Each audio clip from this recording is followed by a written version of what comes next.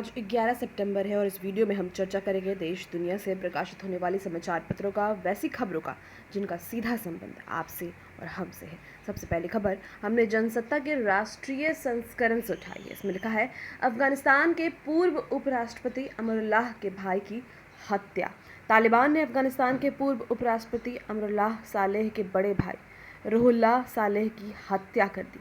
तालिबान सूत्रों ने दावा किया कि रुहुल्लाह सालेह को पंजशीर घाटी में ही मौत के घाट उतार दिया गया। इस बारे में अभी तक अमरुल्लाह सालेह का कोई बयान सामने नहीं आया है। सूत्रों ने बताया कि रुहुल्लाह को तालिबानियों ने काफी यातना देने के बाद हत्या। बंगाल में भवानीपुर विधानसभा सीट पर उपचुनाव, ममता को चुनौती देगी भाजपा की प्रियंका टिब्रीवाल। भारतीय जनता पार्टी ने पश्चिम बंगाल में 3 विधानसभा सीटों पर होने वाले उपचुनाव के लिए शुक्रवार को उम्मीदवारों के नामों की घोषणा कर दी। पार्टी ने मुख्यमंत्री ममता बनर्जी के खिलाफ भवानीपुर विधानसभा सीट से प्रियंका टिब्रीवाल के मैदान में उतारा है। प्रियंका टिब्रीवाल ने शुक्रवार को कहा कि तृणमूल कांग्रेस द्वारा विधानसभा चुनावों के बाद की गई प्रताड़ना व हिंसा को उजागर करना चुनाव में एक प्रमुख मुद्दा होगा। पेशे से वकील टिब्रीवाल कलकत्ता उच्च न्यायालय में तृणमूल कांग्रेस टीएमसी सरकार के खिलाफ चुनाव बाद हिंसा को लेकर दायर मामले की याचिकाकर्ताओं में से एक भी है। अर्थव्यवस्था में सुधार के संकेत, औद्योगिक उत्पादन में 11.5% बढ़ोतरी, औद्योगिक उत्पादन में वृद्धि और विदेशी मुद्रा भंडार के रिकॉर्ड स्तर पर पहुंचने के साथ देश में आर्थिक सुधार के मजबूत संकेत मिल रहे हैं।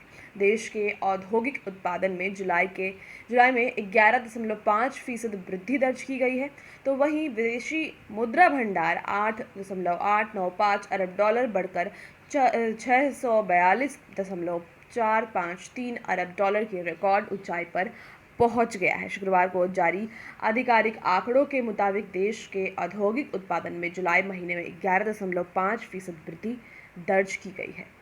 मीडिया व जायदाद कारोबार से जुड़े समूह पर आयकर का छापा, 1000 करोड़ रुपए की गड़बड़ी पकड़ी गई।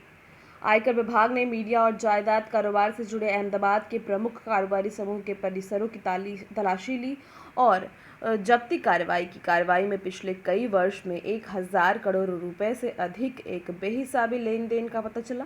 आयकर विभाग ने शुक्रवार को यह जानकारी दी। तलाशी अभियान 8 सितंबर 2021 को 20 से अधिक परिसरों में चलाया गया। भारत और इंग्लैंड के बीच रत मैच के नतीजे पर दोनों बोर्ड में ठनी। कोरोना संक्रमण का मामला सामने आने में भारतीय खिलाड़ियों की चिंता के मद्देनजर इंग्लैंड के खिलाफ 5वां और आखिरी टेस्ट शुक्रवार को रद्द कर दिया गया। श्रृंखला के नतीजे को लेकर अभी असमंजस है। इस मामले को लेकर भारतीय क्रिकेट बोर्ड बीसीसीआई और इंग्लैंड एवं वेल्स क्रिकेट बोर्ड ईसीबी में ठन हो गई। मेजबान बोर्ड ने पहले कहा कि भारतीय टीम ने मैच गंवा दिया, लेकिन बाद में बयान वापस ले लिया। ऑस्ट्रेलियाई रक्षा मंत्री के साथ बैठक में राजनाथ ने कहा, तालिबान का उदय गंभीर सुरक्षा चिंता।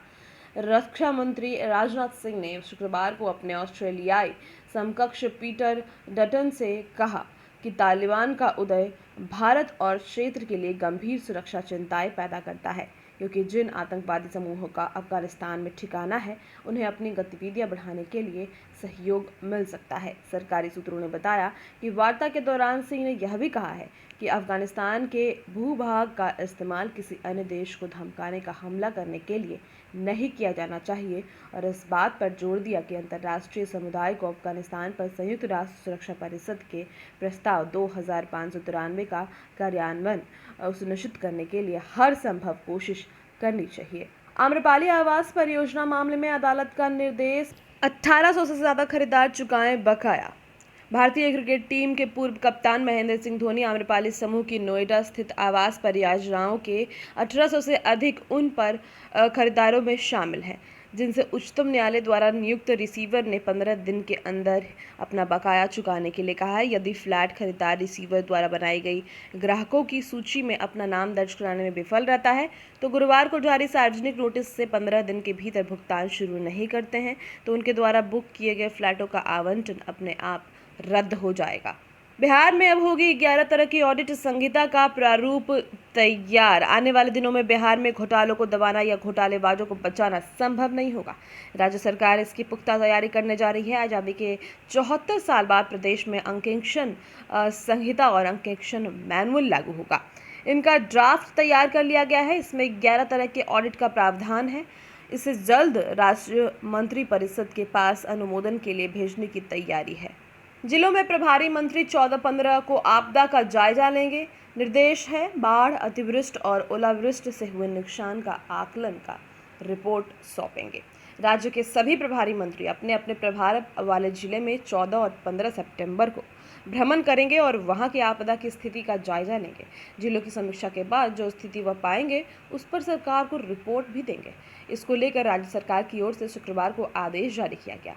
मालूम हो कि 8 सितंबर को मुख्यमंत्री नीतीश कुमार ने बाढ़ से उत्पन्न स्थिति और राहत कार्य की समीक्षा बैठक में यह निर्देश दिया था। चुनाव के 7 दिन पहले मतदाता पर्ची उपलब्ध कराएं, आयोग ने कहा। राज्य निर्वाचन आयोग द्वारा पंचायत आम चुनाव में तैनात प्रेक्षकों को निर्देश दिया कि वह मतदान के 7 दिन पहले मतदाताओं तक मतदाता पर्ची उपलब्ध करा दे।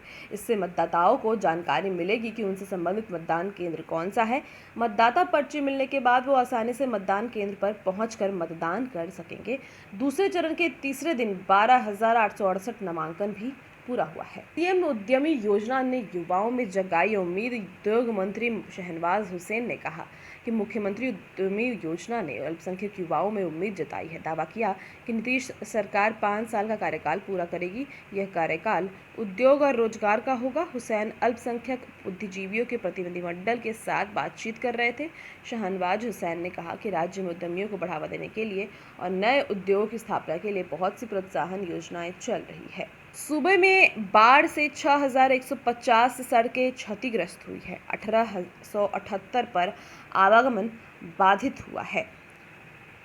बाढ़ के कारण राज्य की 6150 ग्रामीण व शहरी सड़कें क्षतिग्रस्त हो गई है। इनमें पथ निर्माण विभाग के अधीन वाली 158 सड़कें तो ग्रामीण कार्य विभाग के अधीन 5,992 सड़कें हैं। बाढ़ के कारण अब भी लगभग 1878 सड़कों पर आवागमन बाधित है। शहरी व ग्रामीण सड़कों को आवागमन के लायक बनाने में कम से कम 400 करोड़ खर्च होंगे। पटना में स्वाइन फ्लू ने दी दस्तक, 3 मरीज मिले। राजा बाजार स्थित एक निजी अस्पताल में जुलाई से अब तक एक इन्फ्लुएंजा के 9 मरीज हुए हैं भर्ती। मचा है हड़कंप। बिहार में स्वाइन फ्लू ने दस्तक दे दी है। राजा बाजार स्थित एक निजी अस्पताल में जुलाई से अब तक इन्फ्लुएंजा के 9 मरीज भर्ती कराए जा चुके हैं।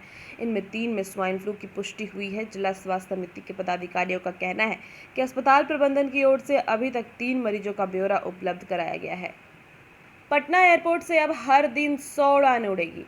जयप्रकाश नारायण अंतर्राष्ट्रीय एयरपोर्ट के विमानों का नया शेड्यूल जारी हो गया है। नए शेड्यूल में पटना एयरपोर्ट से हर दिन 100 विमान उड़ेंगे और उतरेंगे। इससे पहले 96 विमानों की आवाजाही शेड्यूल में शामिल थी। हालांकि औसतन 60 से 70 विमानों की आवाजाही हर दिन हो रही थी। 10 घंटे रनवे रहेगा खाली। 3.49 करोड़ कामगारों के निबंधन को चलेगा महाअभियान। राज्य के असंगठित क्षेत्र के कामगारों को राष्ट्रीय ई श्रम पोर्टल पर पंजीकृत करने के लिए महाअभियान चलाया जाएगा। श्रम कल्याण दिवस यानी 17 सितंबर से अभियान शुरू होगा। श्रम संसाधन विभाग की कोशिश है कि 31 दिसंबर तक राज्य के 3 करोड़ 94 लाख कामगारों को निबंधन कर लिया जाए।